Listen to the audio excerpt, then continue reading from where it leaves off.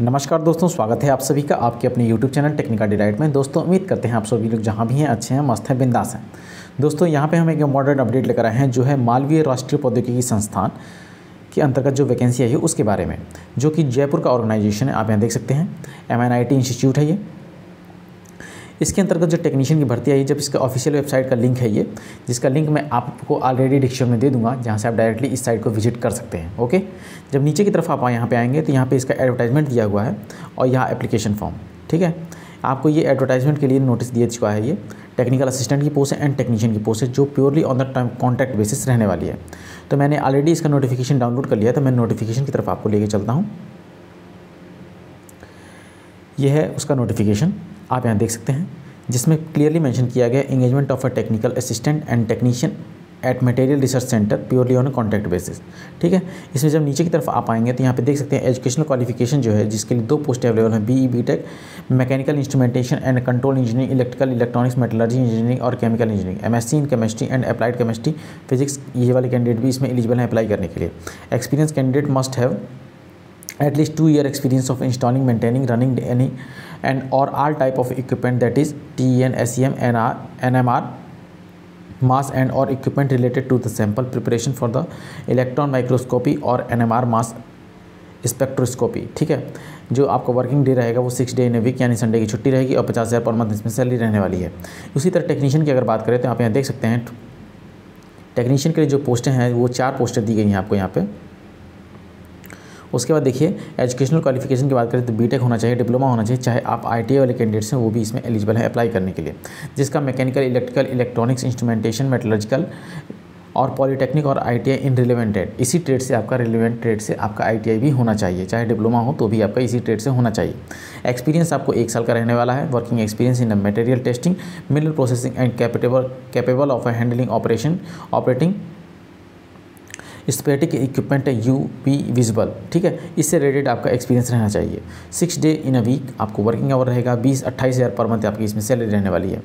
ठीक है, the engagement will be maximum period of 1 year, आपका extendable further 1 year on the basis of requirement and satisfactory performance. 1 साल का तो contract रहेगा ही रहेगा, आपका टेन्योर बढ़ाया भी जाएगा अगर आपका सेटिस्फैक्ट्री परफॉर्मेंस रहता है तो, फिर 10% आपका इंक्रीमेंट तो होना ही होना है।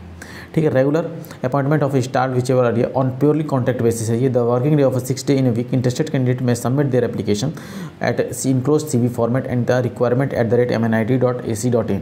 17/3/2023 तक आपको इसको भेज देना है, यानी आज 16 तारीख तक आपके पास समय नहीं बच चुका है। आपको किसी भी हालत में मेल कर देना है, फॉर्मेट एक निकालना है, उसको फिलअप करना है एंड देन सेंड करना है। तो चलते हैं फॉर्मेट की तरफ कि फॉर्मेट कैसा है इसका। ये देखिए मैंने साइट को डायरेक्टली फिर से विजिट किया हुआ है, तो एप्लीकेशन फॉर्म का फॉर्मेट है ये। एप्लीकेशन फॉर्म यहाँ से डाउनलोड करेंगे, एप्लीकेशन फॉर्म डाउनलोड करने के बाद इसको खोलेंगे। तो एप्लीकेशन फॉर्म खोलेंगे तो देखिए यहाँ पे क्लियरली सिंपल सा फॉर्मेट है ये।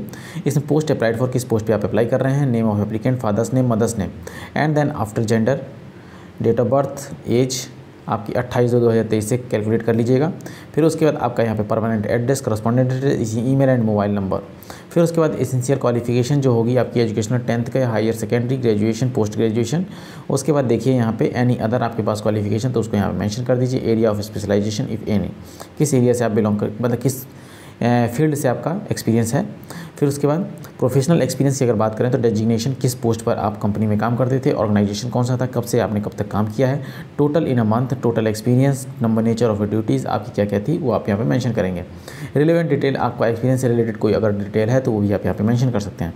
उसी तरीके से यहाँ पे स्पेशलाइजेशन से रिलेटेड कहा था, यहाँ पे स्पेशल जैसे आपकी क्वालिफिकेशन से रिलेटेड भी कोई एक्सपीरियंस माने कोई स्पेशली कुछ किए हुए रहते हैं तो आप उसको यहाँ पर मैंशन करेंगे। ओके, फिर उसके बाद kindly attach the copy of, यहाँ लिखा गया है kindly attach the copy of all relevant supporting document in support of the information filled by single PDF बना लेना है। सिग्नेचर ऑफ एप्लीकेंट आप यहाँ करके, जैसे आपके जो भी डॉक्यूमेंट्स हैं उनकी सॉफ्ट कॉपी आपको स्कैन करके सिंगल PDF में अटैच करके उस ईमेल पे मेल कर दीजिएगा, क्योंकि फॉर्म को भरना बहुत ज़्यादा लेंदी तो है नहीं इसमें। ठीक है, तो आप यहाँ देख सकते हैं क्लियरली एक छोटा सा फॉर्म है और उसी के बेसिस पे आपको शॉर्ट लिस्टिंग करेंगे, जो कुछ भी उनका प्रोसेस होगा वो किया जाएगा।